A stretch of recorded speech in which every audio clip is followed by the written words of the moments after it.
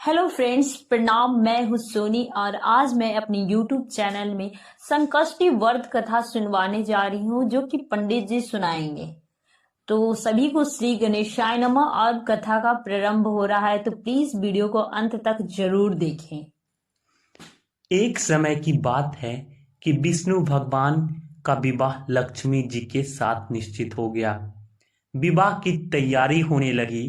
सभी देवताओं को निमंत्रण भेजे गए, परंतु गणेश जी को निमंत्रण नहीं दिया। कारण जो भी रहा हो, अब भगवान विष्णु की बारात जाने का समय आ गया। सभी देवता अपनी पत्नियों के साथ विवाह समारोह में आए। उन सबने देखा कि गणेश जी कहीं दिखाई नहीं दे रहे हैं। तब वे आपस में चर्चा करने लगे कि क्या गणेश जी को न्योता नहीं दिया गया है या स्वयं गणेश जी ही नहीं आए हैं। सभी को इस बात पर आश्चर्य होने लगा। तभी सबने विचार किया कि विष्णु भगवान से ही इसका कारण पूछा जाए। विष्णु भगवान से पूछने पर उन्होंने कहा कि हमने गणेश जी के पिता भोलेनाथ महादेव को न्योता भेजा है। यदि गणेश जी अपने पिता के साथ आना चाहते तो आ जाते। अलग से न्योता देने की कोई आवश्यकता भी नहीं थी। दूसरी बात यह है कि उनको सवा मन मूंग, सवा मन चावल, सवा मन घी और सवा मन लड्डू का भोजन दिन भर में चाहिए। यदि गणेश जी नहीं आएंगे तो कोई बात नहीं, दूसरे के घर जाकर इतना सारा खाना पीना अच्छा भी नहीं लगता। इतनी वार्ता कर ही रहे थे कि किसी एक ने सुझाव दिया, यदि गणेश जी आ भी जाएं तो उनको द्वारपाल बनाकर बैठा देंगे कि आप घर की याद रखना। आप तो चूहे पर बैठकर धीरे धीरे चलोगे तो बारात से बहुत पीछे रह जाओगे। यह सुझाव भी सबको पसंद आ गया, तो विष्णु भगवान ने अपनी सहमति दे दी। होना क्या था कि इतने में गणेश जी वहां आ पहुंचे और उन्हें समझा बुझाकर घर की रखवाली करने बैठा दिया।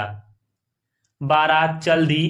तब नारद जी ने देखा कि गणेश जी तो दरवाजे पर ही बैठे हुए हैं। तो वे गणेश जी के पास गए और रुकने का कारण पूछा। गणेश जी कहने लगे कि विष्णु भगवान ने मेरा बहुत अपमान किया है।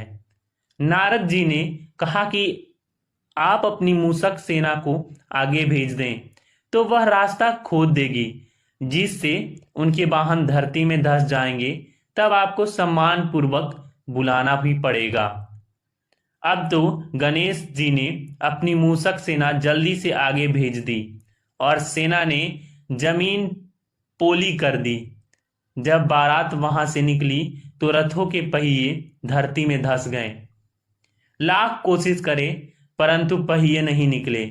सभी ने अपने अपने उपाय किए परंतु पहिए तो नहीं निकले, बल्कि जगह जगह से टूट गए।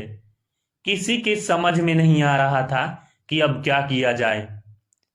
तब नारद जी ने कहा, आप लोगों ने गणेश जी का अपमान करके अच्छा नहीं किया।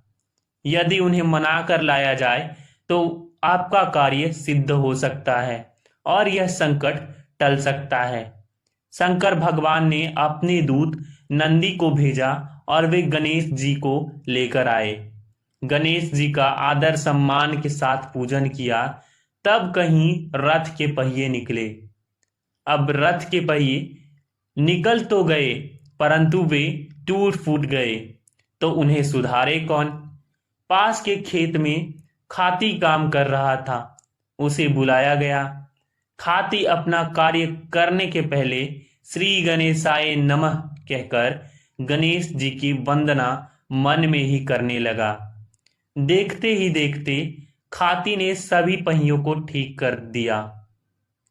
वह खाती कहने लगा कि हे देवताओं, आपने सर्वप्रथम गणेश जी को नहीं मनाया होगा और ना ही उनके पूजन की होगी, इसलिए तो आपके साथ यह संकट आया है। हम तो मूर्ख अज्ञानी हैं, फिर भी पहले गणेश जी को पूजते हैं, उनका ध्यान करते हैं। आप लोग तो देवतागण हैं, फिर भी आप गणेश जी को कैसे भूल गए? अब आप लोग भगवान श्री गणेश जी की जय बोलकर जाएं तो आपके सब काम बन जाएंगे और कोई संकट भी नहीं आएगा। ऐसा कहते हुए बारात वहां से चल दी और विष्णु भगवान का लक्ष्मी जी के साथ विवाह संपन्न करा के सभी सकुशल घर लौट आए। हे गणेश जी महाराज, आपने विष्णु को जैसे कारज सारियो ऐसे कारज सबको सिद्ध कर जो। बोलो गजानन भगवान की जय। तो आपको यह कथा कैसी लगी हो? अगर कथा पसंद आई हो तो प्लीज कमेंट में श्री गणेशाय नमः जरूर लिखें। धन्यवाद।